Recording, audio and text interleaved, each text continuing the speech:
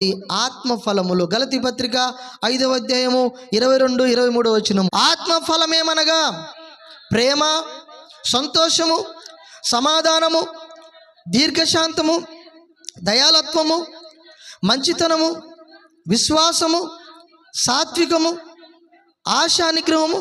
చూడండి, ఆత్మ ఫలాలు ఎన్ని? 9. దేవుడు మనల్ని వెతకడానికి వచ్చిన ఏం వెతుకుతాడు? మారు మనసు తగిన ఫలాన్ని ఎతుకుతాడు, నీతి ఫలాన్ని ఎతుకుతాడు, ఆత్మ ఫలాలను ఎతుకుతాడు. ఇవి మనం కనపరచాలి. ఆ అంజూరపు చెట్టు దగ్గరికి యజమాని వచ్చి ఫలాలు వెతికాడు, కనపడలేదు. ప్రభువు కూడా నీ దగ్గరకు వచ్చి నిన్ను ఫలాలు వెతుకుతాడు. ఈ 3 కనపడాలి. చివరిగా ఆత్మ ఫలము. ఆత్మ ఫలము అనగా ఏంటంటే, ఒక వ్యక్తి జీవితంలో పరిశుద్ధాత్మ ఉత్పత్తి చేసే గుణాలు. ఇవి దేవుని స్వభావానికి ప్రతిబింబం. ఈ 9 ఆత్మ ఫలాలు ఎవరి గుణ లక్షణాలు అంటే దేవుని యొక్క గుణ లక్షణాలు. ఈ దేవుని గుణ లక్షణాలు ఒక వ్యక్తి జీవితంలో ఎవరు ఉత్పత్తి చేస్తారంటే పరిశుద్ధాత్మ దేవుడు ఉత్పత్తి చేస్తాడు. అందుకని పరిశుద్ధాత్మ చేత నింపబడాలి.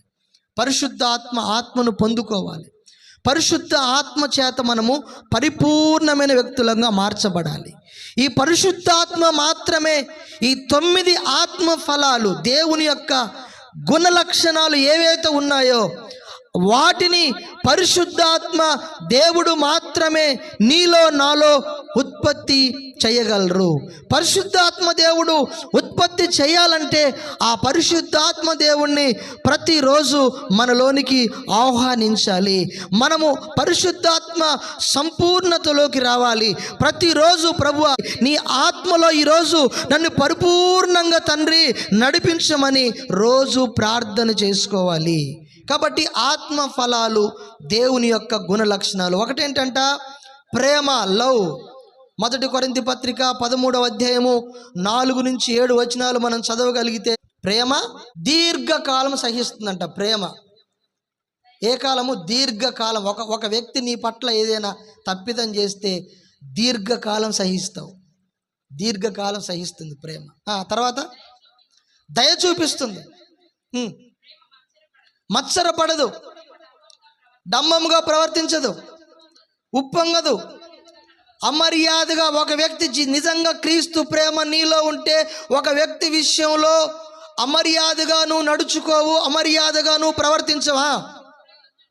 సొంత ప్రయోజనంకు విచారించుకో, తన సొంత ప్రయోజనం కొరకు విచారణ చూసుకోదు, త్వరగా కోపం రాదు, అపకారము మనసులో ఉంచుకోదు, దుర్నీతి విషయమే సంతోషపడదు. అంటే ఒక వ్యక్తికి ఏదైనా నష్టం కలిగింది అనుకో, దుర్నీతి విషయమే. ఒక వ్యక్తి ఏదైనా కొంచెం పాపంలో పడిపోయి సంకలు కొట్టడం, వ్యక్తి అయ్యో ఏడుస్తాడు, అయ్యో అయ్యా ఆ వ్యక్తి పడిపోయాడు ప్రభువా, ఆ వ్యక్తి అయ్యా కష్టంలో ఉండిపోయాడు ప్రభువా, ఆ వ్యక్తి కొరకు ఏడ్చి ప్రార్థన చేసి, ఒకవేళ ఆ వ్యక్తి కొరకు ఆ విషయంలో దేవుడు నీకు ఏమైనా తప్పిదములు ప్రేరేపణ కలిగిస్తే, అయ్యా ఆ వ్యక్తి కొరకు నేను ఒప్పుకుంటున్నాను ప్రభువా, క్షమించండి ప్రభువా అని ఆ ప్రేమ ఏం చేస్తుందంటే ఎంతటికైనా ఆ వ్యక్తిని రక్షించుకోవాలని చూస్తుంది. ఆ ప్రేమ అన్నిటిని తాలుకుంటుందంట, అన్నిటిని నమ్ముతుంది, అన్నిటిని పరీక్షిస్తుంది, అన్నిటిని ఓర్చుకుంటుంది. ప్రేమ శాశ్వత కాలం ఉంటుంది. అంటే ప్రేమతో నింపబడటం అంటే దేవుని మరియు మనుషుల పట్ల నిస్వార్థమైన ప్రేమ. ఆత్మఫలం అంటే ఏంటి చెప్పనా? 1 ప్రేమ. ఆత్మఫలాలు ఫలించాలి. ప్రభు వచ్చినప్పుడు మనల్ని చూసినప్పుడు ఈ వ్యక్తిలో ఆత్మఫలాలు ఉన్నాయా? ఆత్మఫలాలు ఏంటివి? ప్రేమ. ఆ ప్రేమ మనుషుల పట్ల, దేవుని పట్ల నిస్వార్థమైన ప్రేమ కలిగి ఉండాలి. యేసయ్య మనల్ని ఎలా ప్రేమించాడో అలాంటి ప్రేమ. ఒకళ్ళని ఒక తీరుగా, ఇంకొకళ్ళని ఒక తీరుగా కాదు, అందరినీ సమానంగా ప్రేమించాలి. 2వది, టైం లేదు కాబట్టి నేను ఒక్కొక్కటి జస్ట్ చెప్పుకుంటూ వెళ్తున్నాను. 2వది సంతోషము. పరిస్థితులు అనుకూలించకపోయినా దేవుడి పట్ల ఆనందం కలిగి ఉండాలి. కష్టం వచ్చినప్పుడు ఏమండి దేవుణ్ణి మీద కొంచెం సనగటం, గులగటం, ఏ కష్టం లేనప్పుడు సంతోషించటం కాదు. పరిస్థితులు ఏవైనా, కష్టమైనా, దుఃఖమైనా, వ్యాధులైనా, ఇబ్బందులైనా, ఇరుకులైనా, అన్ని సమయాలలో, అన్ని సందర్భాలలో సంతోషంగా జీవించటమే ఆత్మఫలము. నీవు కష్టం వచ్చినప్పుడు, సంతోషం వచ్చినప్పుడు, అన్ని సందర్భాలలో సంతోషంగా ఉండాలి అంటే పరిశుద్ధాత్మ ఈ సంతోషమైనటువంటి దేవుని గుణలక్షణాన్ని నీలో ఉత్పత్తి చేస్తాడు. నువ్వు బాధ ఉన్నప్పుడు ఒక తీరుగా, బాధ లేనప్పుడు ఒక తీరుగా ఉంటున్నావు అంటే నీలో సంతోషమనే ఆత్మఫలం ఇంకా అది ఉత్పత్తి కాలేదు అని అర్థము. వాటికి అన్ని రెఫరెన్సులు తర్వాత మీరు ఇంటికి వెళ్తారు, చదువుకోండి. యోహాను సువార్త 15:11, ఫిలిప్పీ పత్రిక 4:4 తర్వాత మూడవది ఏంటి తెలుసా? సమాధానం అనేది ఆత్మఫలం. మూడవది ఆ సమాధానము దేవునితోనూ మనసుతోనూ ఇతరులతోనూ కలిగే శాంతి.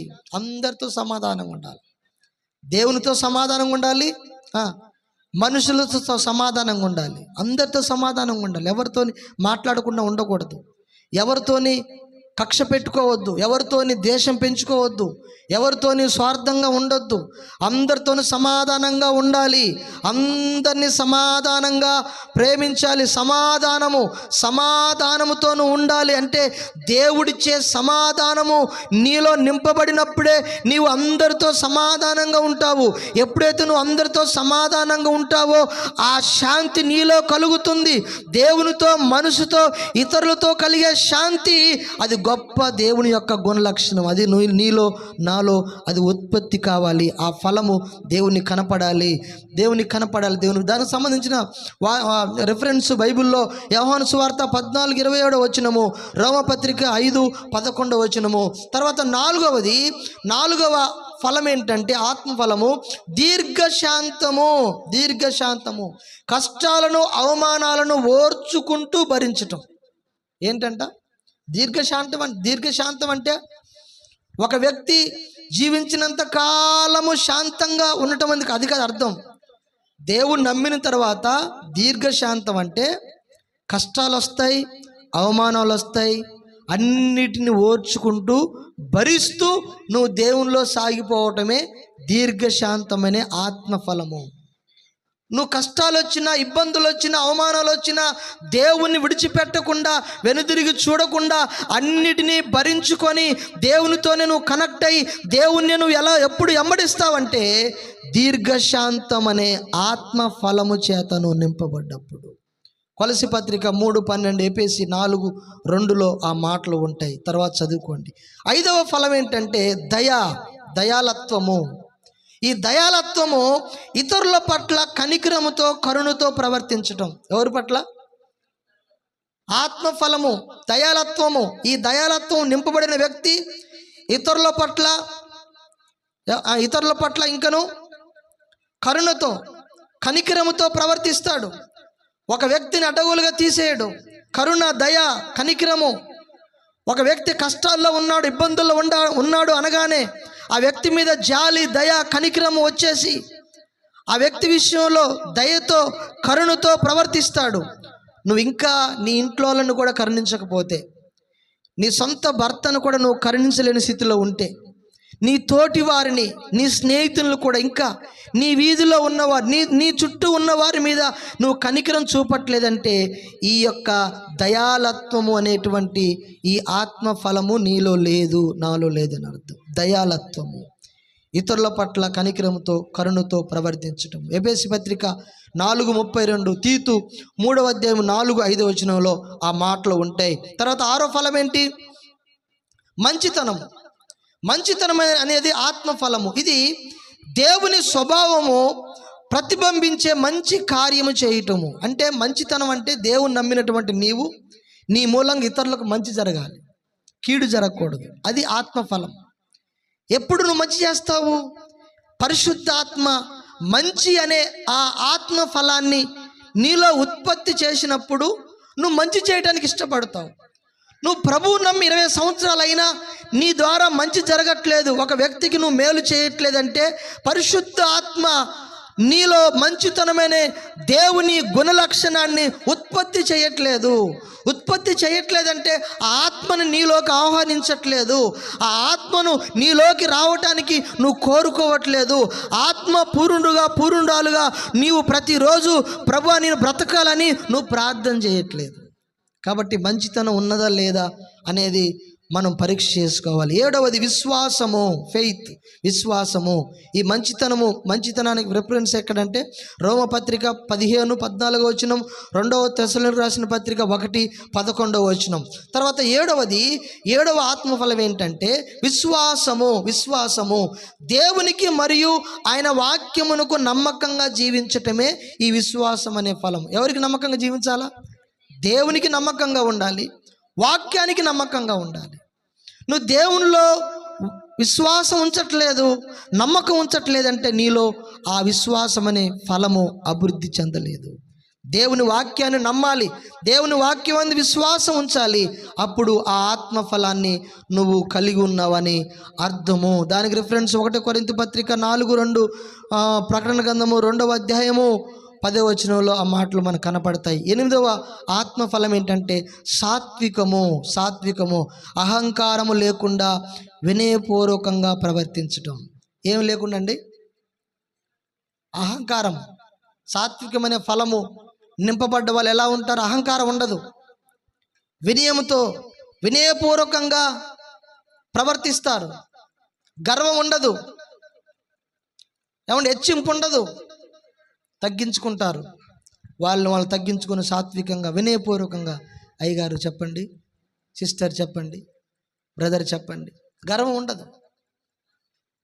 అరే కనబడితేనే వందనాలు చెప్పవా, కనబడితేనే వందనాలు చెప్పాయి తోటి వాళ్ళు. ఇంకెక్కడ వందనాలు చెప్పాలి? ఎక్కడ కనపడ్డా ప్రైజులాడి చెప్పుకోవాలి. దేవుని బిడ్డలు ఎవ్వరు కనపడ్డా ప్రైజులాడి చెప్పాలి. ఫస్ట్ వందనాలండి, ప్రైజులాడని చెప్పాలి. కొంతమంది చెప్పరు. అర్థమవుతుందా? గర్వం ఉండకూడదు. ఏ వ్యక్తి విషయంలో మనం గర్వించకూడదు. ఏ వ్యక్తి కూడా మనము ఇతడు గర్విష్ఠుడు, ఈ వ్యక్తి గర్విష్ఠురాలు అనేటట్లుగా మనకు ముద్ర వేసుకోకూడదు. గర్వం ఉండకూడదు. సాత్వికమనే ఆత్మఫలము నీలో ఉత్పత్తి అవుతే అహంకారం లేకుండా వినయపూర్వకంగా ప్రవర్తిస్తావు. ఇది దేవుడు చూస్తాడు ఆయన నిన్ను వెతకటానికి వచ్చినప్పుడు. చివరిగా దానికి రిఫరెన్స్ మత్తయి సువార్త 11:29, 2వ తిమోతి పత్రిక 2:25. 9వదిగా ఆత్మఫలం ఏంటంటే ఆశా నిగ్రహము, అనగా స్వయం పరిపాలన. కోరికలను, భావోద్వేగాలను దేవుని చిత్తానుసారంగా నియంత్రించుకోవడం. ఏంటంట? స్వయం పరిపాలన అంటే నిన్ను నీవు కంట్రోల్ చేసుకునే శక్తి ఉండాలి. ఏదైనా చూడగానే త్వరగా అట్రాక్ట్ అవ్వకూడదు. పాపంలో పడిపోకుండా నిన్ను నీవు కంట్రోల్ చేసుకున్నటువంటి ఆశా నిగ్రహం ఉండాలి.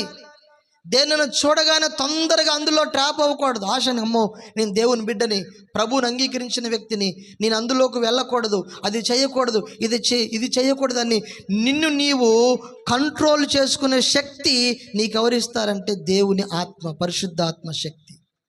పరిశుద్ధాత్మ శక్తి ఆ ఆత్మ ఫలాన్ని, ఆశా నిగ్రహాన్ని నీలో ఉత్పత్తి చేస్తాడు. ఆ ఫలం ఫలించాలి.